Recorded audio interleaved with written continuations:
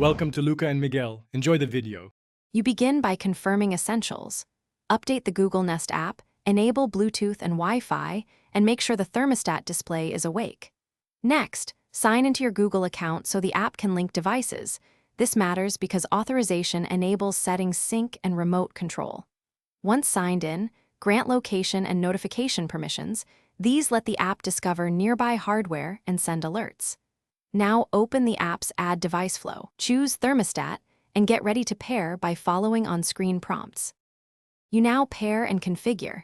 Choose Thermostat in Add Device, then scan the QR code on the thermostat or type the 6-digit code. This step binds the device to your account and secures control. Once paired, confirm or change the home Wi-Fi network and enter the password. A stable connection is why remote control and updates work reliably.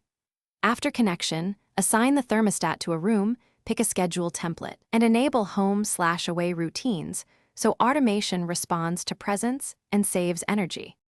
You finish by reviewing settings.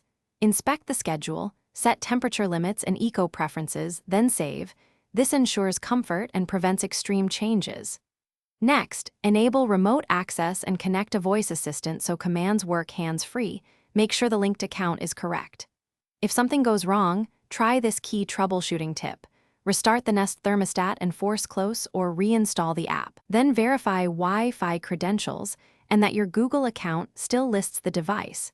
These steps resolve most connection. Thanks for watching and please subscribe. It's the best investment you'll ever make.